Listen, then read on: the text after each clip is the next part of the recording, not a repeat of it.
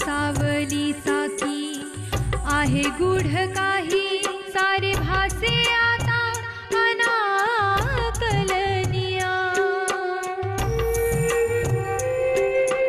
अनाकलनिया अनाकलनिया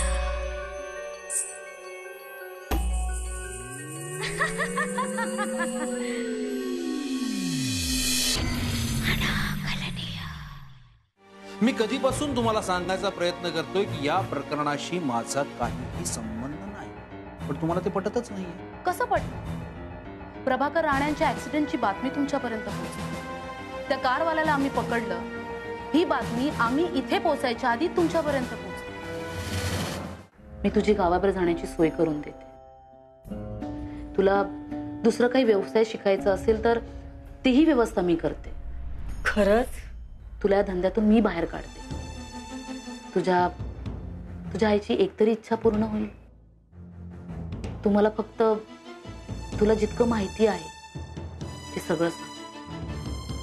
या गावाबद्दल, या गावातल्या लोकांबद्दल. की शुक्क अजून जिवंत आहे, म्हणजे कदमनी मला फसवलं. मला अडकवण्यासाठी तिच्या मरण्याचा ड्रामा रचला कोणी? मारिया डिसूझानी. प्रभाकर वाचला, त्याला कोणी वाचवलं? मारिया डिसूझानी. माझ्यावर होम अरेस्टची पाळी आणली कोणी? मारिया डिसूझानी.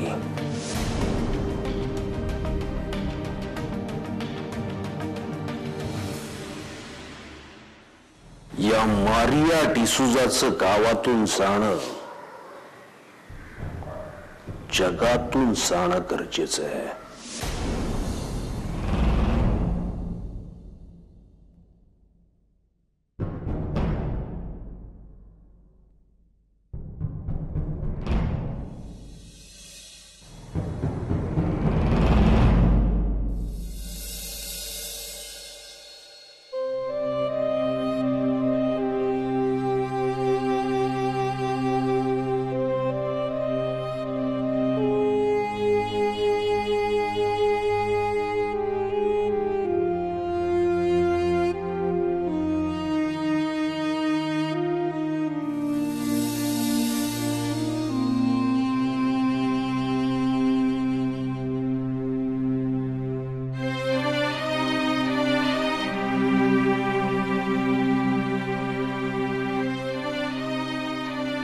काकू, कशा आहात तुम्ही? ठीक आहे, पण हे हॉस्पिटल वाले घरी सोडतील तेव्हा बरी झाली म्हणायचं. तुम्ही लवकरच बऱ्या व्हाल. मी आताच डॉक्टरांना भेटून आले. ते म्हणाले की तुम्ही घरी जाऊ शकाल लवकर, पण या डॉक्टरांचं पण परंतु किंतु हे असतच. कारण तुम्ही टेन्शन घेणं थांबवत नाही. आईची काळजी तुला नाही कळायची. नाही कळायची कदाचित, पण आई नसली की जीवन काय असतं हे नक्कीच कळतं. बकुळा, नाही मारिया. काकू, तुम्ही मला बकुळा म्हणू शकता. तुम्ही मला आईसारखं प्रेम दिलं. तुम्हाला मला बकुळा म्हणायचा हक्क आहे. खरं तर मला माफी मागायला हवी. तुम्ही मला इतकं प्रेम दिलं आणि मी तुमच्याशी खोटं बोलले. असू दे ग, पण त्या खोटं बोलण्यामागे तुझी काहीतरी कारण असतील ना. आणि अगं, आईची कोणी माफी मागतं का?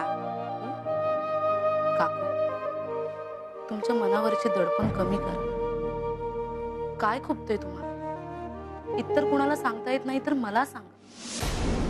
मी माझ्या न पाहिलेल्या आईची शपथ घेऊन सांगते, माझ्याकडून ही गोष्ट कोणालाही कळणार नाही. सगळं सांगता येत नसेल तर जितकं सांगता येतं तितकं सांगा. बघा, 4 दिवसात बऱ्या होणार असाल तर 2 दिवसात बऱ्या होऊन घरी जाल. तुझा तपास कसा चाललाय? चाललंय. जितके पुरावे समोर येत आहेत त्याची सांगड घालायचा प्रयत्न करते. ही केस तर जिक्सॉ पझल सारखी, सगळे तुकडे वेगवेगळे. असं वाटतं की या तुकड्यांचा एकमेकांशी काहीही संबंध नसेल, पण मला माहिती की हे सगळे जोडले जाणार आहेत. आता माझ्याकडे सगळे तुकडे नसतीलही, कदाचित हे तुकडे मला कधीच सापडणार नाही. अपयशी होऊन परत जावं लागेल. असं निराश नाही व्हायचं. आपलं आपण काम करत राहायचं. यश मिळतच. देव कुणालाही रिकाम्या हाती पाठवत नाही. तू तुझं काम करत राहा. सगळ्या बाजूनी कड्या जोडून पाहते, पण हा जनकाचा आत्मा नेहमी आडवा येतो. तिच्याबद्दल जर माहिती काढायला जावी तर कुणी बोलायलाच तयार नाही. या जनकाच्या आत्माची इतकी दहशत का आहे? विजयाचं कुटुंब गाव सोडून चाललं. जॉनथननी त्याच्या नातीला आणि सुनेला गावाबाहेर पाठवलं. का? तर लिलीला जनकाचा आत्मा दिसला आणि तो म्हणाला की तुम्ही गाव सोडून जा. काकू, या आत्म्याची इतकी दहशत का? अगं, इतरांचं कशाला? ही सुद्धा घाबरते जनकाला. कोरी माणूस आपल्या कर्माला घाबरतो. जनकाचं मरण आम्ही डोळ्याने पाहिलं. कदाचित ते मरण आम्हीच लिहिलंय. जनका, गावाने तुझ्यावर तक्रार केली की तुझ्यामुळे गावावर संकट आलं. बळीच्या दगडावरचा आत्मा जागा झाला. हुशारी बुवा, बळीच्या दगडावरचा कोणताही आत्मा जागा झालेला नाहीये. माझ्यामुळे गावावर संकट आलेलं नाही. मग कोणामुळे आलं?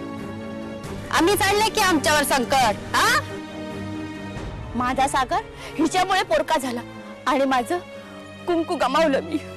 तुझा नवरा माझ्याकडे त्याच्या भावावर करणी करून घेण्यासाठी आला होता. तो तुझ्याकडे कशासाठी आला होता याला महत्व नाही. तुझी करणी उलटली, तो मेला.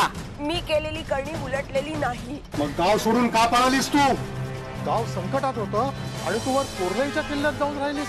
गावात रोगाची साथ येत होती. मी सावध केलं होतं. कोणाला? मला जनकाने गावातल्या लोकांना सावध करायला सांगितलं. दिलेलं औषध मी गावातल्या लोकांना घ्यायला देखील सांगितलं. पुजारी बुवा, तुम्ही देखील घेतलं होतं औषध? हो, पण ते जनकाने दिलं होतं मला माहित नव्हतं. जनकाने दिले हे गाववाल्यांना सांगितलं असतं तर त्यांनी घेतलं असतं का ते औषध? प्रभाकर, तू हिची बाजू घेऊ नकोस. सात तुकाराम आजारी पडल्यानंतर सुरू झाली. रक्त ओकला तो. कशामुळे? गावातल्या बाकी कोणी रक्त ओकून नाही मेलं या साथीत. सांग ना, बाकी कोणी कसं रक्त ओकून मेलं नाही? हा, ते मी कसं सांगू? 95 बळीच्या दगडावरचा आत्मा जागा झालेला नाहीये. माझी करणी उलटलेली नाही. मी खात्री देते, हवं ते देवीचा भंडारा उचलते. तुला कसली देवाधर्माची भीती? तू खोटा भंडारा उचलायला पण कमी करणार नाहीस. सावित्री, एवढं टोकाला जायची गरज नाही. जनका दिलेला शब्द पाळला नाही. तुम्ही तिचीच बाजू घेणार? तुमच्या सांगण्यावरून तिला थारा दिला होता आम्ही. आधीच्या गावातून रात्रीच्या अंधारात का पण गाणं तिनं? तुझ्या पोरीवर दया करून आसरा दिला तर हिने गावाला संकटात टाकलं. हो ना, त्या बळीच्या दगडाच्या इथून अजूनही हुंकारण्याचा आवाज येतोय. खरं आहे ते. दीपक समाचार अखंडारांनी तसं 2-3 वेळा तक्रार केली माझ्याकडे. हिने जागा केलेला आत्माच असणार तो. हा, कळलं का? याचा अर्थ गाव अजूनही संकटात आहे.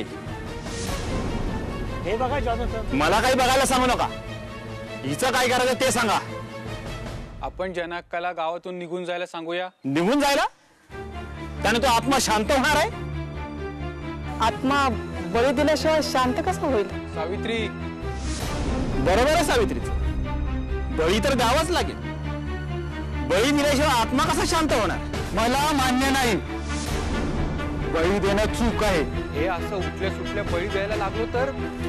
तुला गावाचं भलं हवंय की जनकाचं? मला योग्य तो न्याय हवाय. गावाच्या भल्यासाठी जनकाचं बळी देणं हाच न्याय आहे. हा न्याय मला मान्य नाही.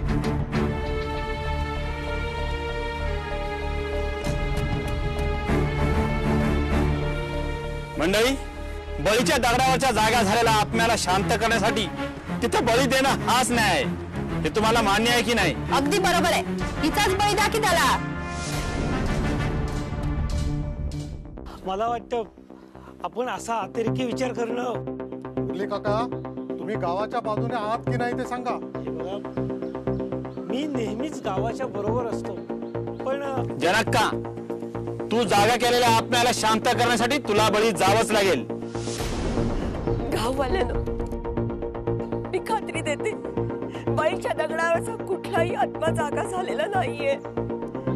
मी खरंच खात्री देते, मी दाखवून देऊ शकते. मला मला एक संधी द्या. एक संधी द्या मला. संधी? तुला गावातून पळून जायला? मी पळून नाही जाणार. मी शब्द देते, मी पळून नाही जाणार. बळी,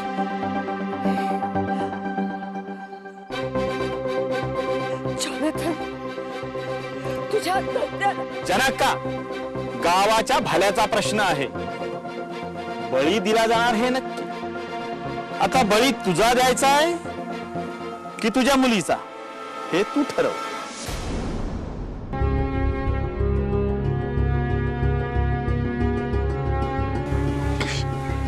किशाचा.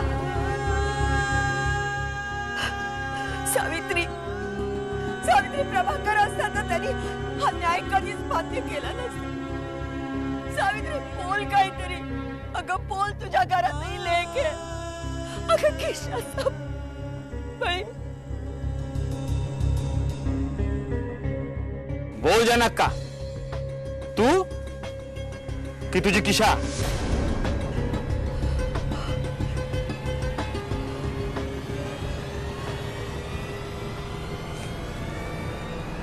मी. किशुक्काला पोरकं करून आम्ही गावावरची साथ थांबवली. काकू, तेव्हाही तुम्हाला जनकाला मारणं किंवा बळी देणं चुकीचं आहे असं वाटत होतं. म्हणून तुम्हाला जनकाचं मरणं आजपर्यंत खात राहील. जनकाच्या आत्म्याची म्हणूनच तुम्हाला इतकी दहशत वाटते. कारण तुम्हाला असं वाटतं की जनकाचा आत्मा येईल तुम्हाला जाब विचारायला किंवा तुमच्या कुटुंबाचा बदला घ्यायला. काकू, हे आत्मा वगैरे काही नसतं. मनातून ही भीती काढून टाका. तू सुद्धा उर्बीसारखंच बोलायला लागलीस. तुम्ही मला नका सांगू. मी जनकाचा आत्मा पाहिलाय. तुमच्या मनातल्या भीतीने जनकाचं रूप घेतलं. त्या काळजीत खंगत जाऊ नका. काळजी मनाला पोखरायला लागली ना की तिला काढून टाकायचा मार्गच नसतो. काकू, एक गोष्ट सांगते तुम्हाला. कदाचित तुमची भीती घालवण्याचा मार्ग मिळेल तुम्हाला. तुम्ही तिला मारून तिथून गेल्यानंतरही जनका जिवंत होतो.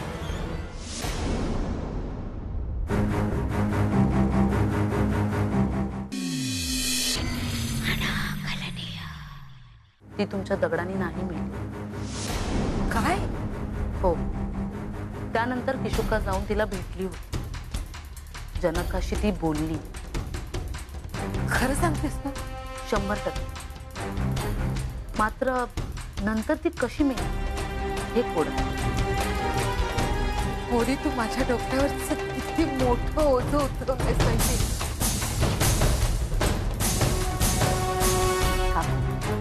जनका जिवंत होती. मी तुम्हाला म्हणून सांगते, गावातही सांगते आणि तुम्हीही कोणाला सांगता. या जनकाच्या आत्म्याच्या भीतीने एकंदर गावातले गुन्हे कमी झाले. कदाचित जनकाच्या आत्म्याच्या या भीतीनेच पुढच्या खुनांना थोपवून धरले.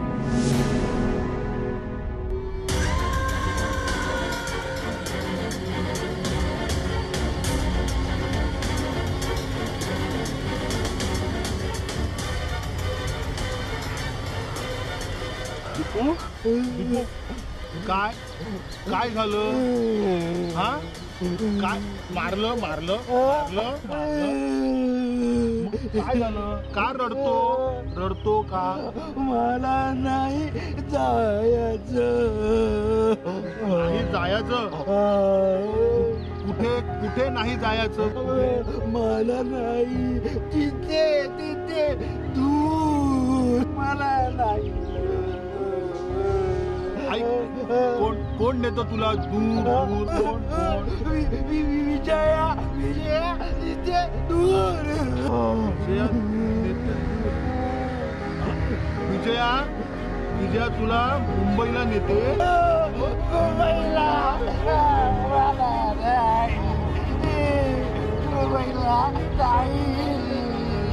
नको रडू नको. मग तू रडला ना तर तुझं बाळ बाळ बाळ रडेल. बाळ रडेल. बाळ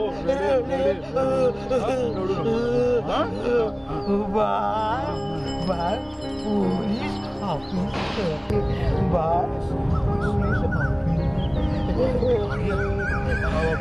बघ आपण ना तुझ्या बाळाला सांगू तुला नाही जायचं. सांगू बाळाला नाही जायचं. नाही जायचं. आता रडू नको. रडू नको. मी नाही मुंबईला. मारिया इतर कुणासाठी नाही तर या दीपूसाठी तुला ही केस लवकरात लवकर सोडवावी लागेल. नाहीतर हा बिचारा मुळासकट उपटलेल्या झाडासारखा सुकून मरून जाईल ग. ही केस लवकरात लवकर सोडव. दीपूसाठी सोडव.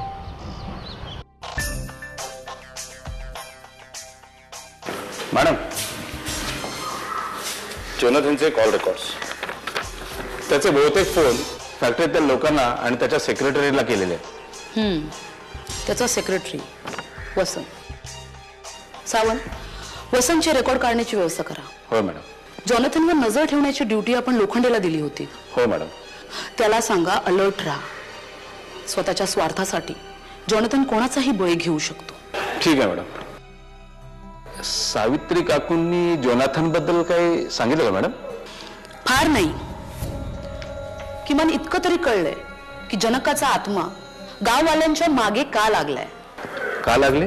गाववाल्यांनी, खास करून जॉनथननी पुढाकार घेऊन बळीच्या दगडावरच्या आत्म्यांना शांत करण्यासाठी जनकाचा बळी घेतला होता. काय? म्हणूनच जनकाचा आत्मा या लोकांचे बळी घेतोय. गाववाल्यांचं लॉजिक हेच आहे, पण माझा अंदाज मला सांगतोय की जनक का बळी प्रकरण हे जसं दिसतंय तसं नाहीये. यात अजून कोणती तरी घटना आहे, मनाला हादरवणारी घटना.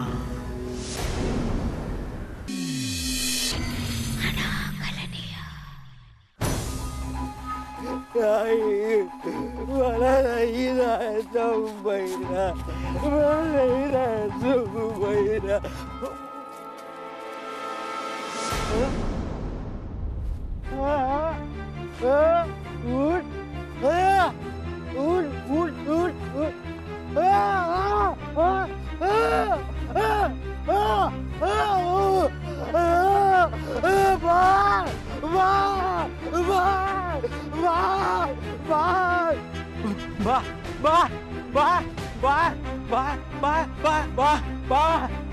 दीपू, काय झालं? काय झालं? शांत हो, शांत हो. पाणी घेऊ. दीपू, शांत हो. पडला? पाणी पाणी पाणी शांत शांत हो. तू पाहिलं तू काय पाहिलं काय पाहिलं पडला तिथे पडला कोण पडला कोण पडला पडला तिथे कुठे जंगलात जंगलात जंगलात पडला पडले पाहायला हवंय. सावंत चला. मॅडम याच्या बोलण्यावर विश्वास ठेवा. सावंत मला दीपूवर स्वतःपेक्षा जास्त विश्वास. तो कधीच खोटं बोलत नाही. फक्त तो जे काही बोलतो ते विचारपूर्वक समजून घ्यावं लागतं. चला आता दीपू चल. मला दाखव कोण पडलं कुठे पडलं. जंगलात जंगलात जंगलात तू मी बाळ जंगलात चल चल. राजीव दीपा माझे इन्स्ट्रक्शन मिळेपर्यंत पोलीस स्टेशन सोडून जाऊ नका. शांत.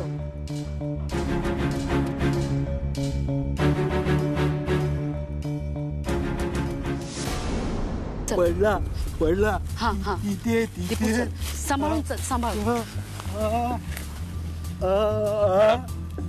खरंच आपण आपला वेळ वाया घालवत नाहीये ना. सावंत कुठे तिथे तिथे तिथे तिथे